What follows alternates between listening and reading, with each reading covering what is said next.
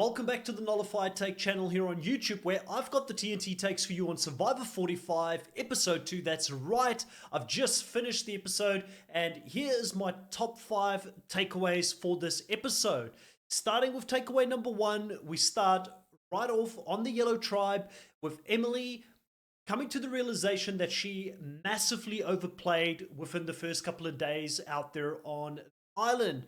She immediately tries to backtrack. The tribe does hold her accountable for her actions up until this point, for being too aggressive right off the bat. We hear throughout the episode them talking about the fact that she came pretty hard at Bruce, she came pretty hard at Sabia and Caleb, potentially for having an alliance, and Sabia takes this quite personally. So a big part of this episode, we sort of deal with Emily and the fallout of it, and Emily coming to the realization that she really is in a bad spot in the game, and it's all of her own making. Now, I don't like to kick someone when they're down. Obviously, last week I was pretty critical on Emily's game, and I feel like it was well deserved based on how she started the game. But she does come to the realization she needs to change things up this episode, and she does do a bit of an apology tour. She does reach out to certain players during the game, and I do think a lot of this was probably helped by the fact that Caleb did come to her and extended the olive branch to start having conversations around how she could get back in the game. Now, immediately when Caleb did this, my spidey senses went off, and I was like, I don't know if you want to play with a snake, because I do feel like at some point Emily's going to put her game ahead of the Yellow Tribe. So I feel like Caleb bringing her into the fold could be a risky game move at this stage, but when you're playing with only 6 people in a tribe, they already lost their first person last week in Hannah, who quit. She quit the game. That meant that they only had 5 players in the game, and Brandon not pulling his way throughout this episode, that becomes a big talking point towards the end when they need to think about who they're going to vote out of the game. But Emily did an extremely good job after Caleb came to her to also go around and do her best to talk to Sabia, make sure that Sabia was okay with her, talk to Sean, really sort of appeal to the emotional side within Sean, because you can definitely see he is a player that is going to play a very emotional game.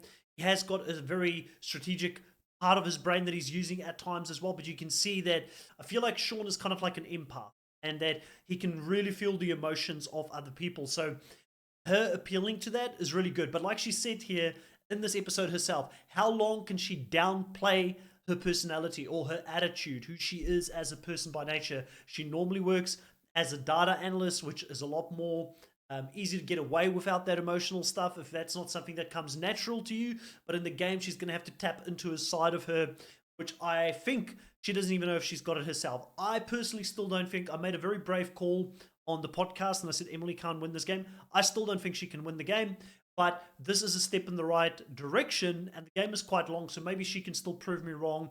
Now that she survived a vote, can become a player that can make 1 or 2 very exciting moves at some point and can flip the script. So there's still potential there. Do I think Caleb did the right thing going to her and bringing her in? I'm not so sure about that yet. I feel like Caleb could have stuck here with an alliance that was a lot more a sure thing. But then again, they had to choose between tribe strength versus someone that potentially could bite them in the butt later on. Moving on to takeaway number 2 here. We do get Jeremiah very early on in the episode trying to decipher what the code is on their tribe flag, and she can't figure it out. Austin, in the meantime, sits back like a G and sees her trying to decipher this code, and he's thinking to himself, I'll go do this when nobody's looking, because he did find the beware advantage and he's got the first part of the clue. He goes there, he deciphers it, and then realizes that he needs to go do another part of this. So he still doesn't have a vote in the game. Luckily for Austin, he's in a very solid tribe. You can see them bonding out in the camp, you know, a lot of great content with Dee and her very long toe, and how that may become like a thing later on in the season when she potentially could balance better, like we saw on the balance beam, or pick things up with her feet. It was quite a funny scene. The only person there that seems to be ruffling feathers at this stage would probably be Sifu, who seems to be a little bit of an out there character. He has a little bit of a dramatic flair to everything that he does in camp. I'm loving what he's giving to us as a TV audience, but it feels like he's annoying some people out there on the island a little bit. So he seems to be the person that at this stage is the most out of place. Another interesting thing that develops here as we talk about takeaway number 3, because we've talked about the potential alliance of the Blue Girls coming together. Let's talk a little bit about the Red Tribe and some other alliances here that have come together in this episode. Obviously, the Blue Girl Alliance, they are looking like there could be some rough waters ahead for them, and that it's not going to be all smooth sailing because Kellie is playing that middle ground at this point. She wants to play with Brando. It's confusing. She wanted to play with Brando. Brando did extremely well, bonding with the girls here, creating a bit of a top for himself with the buff. And immediately they wanted to work with him. They want to get the numbers on their side. But Kellie seems to be the person that is the least sure about staying with the girls moving forward in the game. She also seems to have a really good relationship with Bruce. Bruce seems to be doing a really good job. The only person that consistently is annoyed by Bruce is Katura. Katura consistently says that he's got this aura around him because he's played before, which, in fairness, that's kind of what Emily said may happen in a certain way. It is coming to fruition, so I have to give her credit there. A lot of people want to work with him. He does end up playing up the crazy uncle, really sort of the personality comes through a lot more this season, and you've got to wonder to yourself, like, if he never returned, like, what a big character we potentially would have missed out on. Because if he stays for a long time, I think he's going to be a very memorable person moving forward in Survivor. But he's also struggling with not telling people to do things at camp versus playing up this playful, goofy uncle, which I think is to a certain degree a bit of a character that he's putting on this season. And Katura is seeing right through this. So Katura doesn't want to work with him. Kendra is very solid with the girls as well. And I think at this point, Jake is still the target, even though they don't talk too much about it. But Bruce has got other ideas. Him and Jake, they get along really well. And they want to bring Kellie in. And I feel like a lot of people online that wants the Girl Alliance to be a thing is probably going to be really annoyed at her if she does end up working with the 3 boys to vote out a girl here in the early stages. But she's kind of thinking about tribe strength and to go into a merge situation with numbers, which again, the 6-person tribes, not just for the fact that girls a lot of the time get targeted early, but just from a boredom fact, because it's now so many seasons in a row that we're seeing the same format. Can we just get rid of it already, Jeff? Bring in some more mixtures for us. I did also want to talk about another alliance that is forming here at this stage while we're on alliances. We do get a little bit of content from Julie, who's playing up this mother role. And she does end up going to the likes of an Austin, a Drew, and a D to potentially create a very strong 4-person alliance in that Red Tribe. So far, the Red Tribe's my favorite. So that's very positive to see. Drew seems to be the person that could potentially play a really big role. And so far, he's been able to rein that in and not show people that he's that big of a game player. But him and Austin becoming quite close, being potentially the JT and Fishback of the season. I'm loving that dynamic between the two of them. Austin is a lot more laid back. Drew definitely has a big personality. And we'll talk a little bit more about Drew because obviously he gets a very valuable advantage in the game here as well. So as we talk about this next takeaway here, takeaway number 4, we do have Shipwheel Island back in the game as well. And he does end up going to, yes, it's Shipwheel Island, but Decision Island with Brandon and Bruce. He keeps his cards quite close to his chest and asks a little bit about other people's camp situation. Bruce is definitely not giving him anything. Brandon is a lot more open. And I think Drew would have thought at this stage he could potentially work with Brandon in the future if they were to get together. But he is definitely onto Bruce for downplaying any strategy talk and just talking about camp life and the fact that he'd like people to do more around camp, but he's like too old, and it's about how he communicates to the younger folks and all that type of thing. Drew sees right through it, and they have a decision to decipher this puzzle that had shapes in the back of it. They had to collect 3 different shapes that would give them a number. Then they could decipher this code, this lock, and they could pull out the flag to win an advantage in the game. Brandon once again falls flat on his face, again showing that he's not that great at the challenge aspect of the game, which is a shame because this has been such a big dream for him to go out there and play this game. But Drew, they say diamonds are made in the rough. Drew does end up going out of this thing, winning it, and then gets an advantage, which is the ability, it's a tribal council pass where he can leave tribal and his vote won't be counted, but that he would be safe in that scenario, and it can be used up to the final 10, and immediately plays open cards with his camp, which was interesting. I think this is one of the reasons why Decision Island for me now has become a little bit boring and predictable.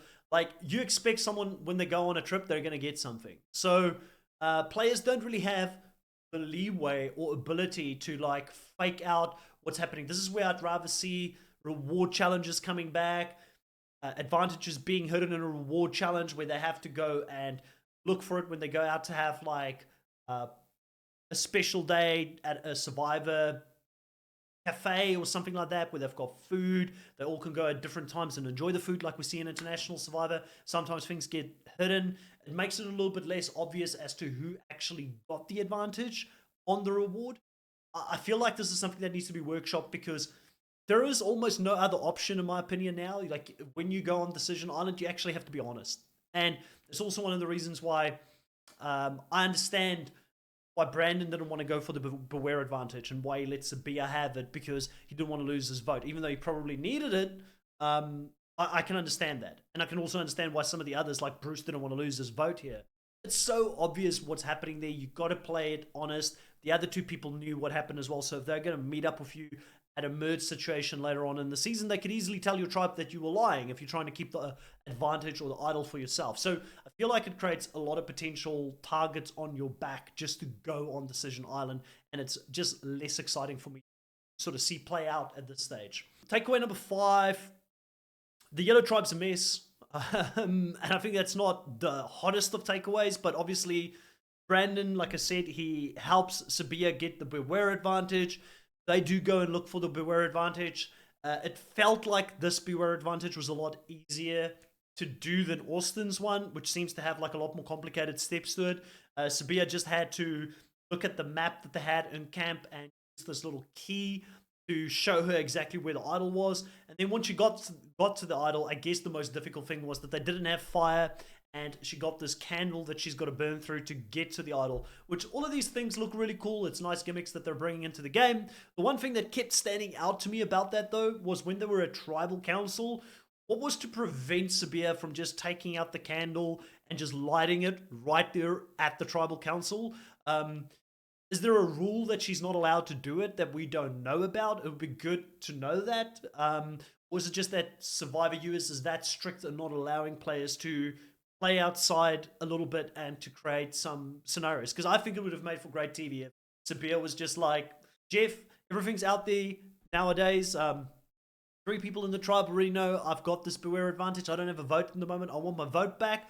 And I want the idol. Bang, let's burn this baby. Get the idol, and then, I've got it. I don't know why she didn't do that. Maybe it's too risky a move to do at this stage because Emily is there. But I mean, 3 of the 4 of them already know about it. And you may as well be at this point like, hey, Em, you're now part of this. We're going to bring you in. There's going to be an idol that we play for the whole team. But at least she would have her vote back. I feel like it would be worth the risk reward. But I know it may be controversial for some people. There are some bigger game players out there listening to this right now. Give me your take on it. Would you have been that bold and that risky with just burning the candle right there at Tribal Council to get your vote back, which I think is very important, and to know that at least you're not going to go the next tribal, because you can just play it if you really feel under threat, or maybe you should just get rid of it in any case. But anyways, that's my thoughts sort of around that situation with the candle sort of advantage. And ultimately losing Brandon, they're now with 4 people. It doesn't seem to be... I know that Caleb, Sabia, and Sean are kind of tight, but I feel like with Emily still there, it's going to be volatile moving forward. I don't trust that anybody in this tribe at this stage can win the game. I've seen enough risks. Like, I even feel like Sabia believes she's more powerful than what she is. And if next on Survivor is true, where she talks to Emily about potentially going after Caleb, it shows that she's trying to do way too much at this stage, because Caleb should be a very solid and good number for her in the game. And she just complained about how she couldn't trust Emily, and now she's going to run to the exact person that she can't trust. So we'll have to wait for the next episode to see how that plays out. But those are kind of my thoughts on this episode of Survivor. If you want to see a more in-depth analysis, kind of like the thought process behind everything that I've just said, join us on Friday evening, 8 p.m. Eastern Standard Time over there in the US as we go live to talk about Survivor 45 episode 2 on our recaps. And please consider subscribing, hitting the like, putting the notification bell on so you can know next time I drop one videos. But for now, grab your torches, head back to camp. I'll catch you guys next time. Bye.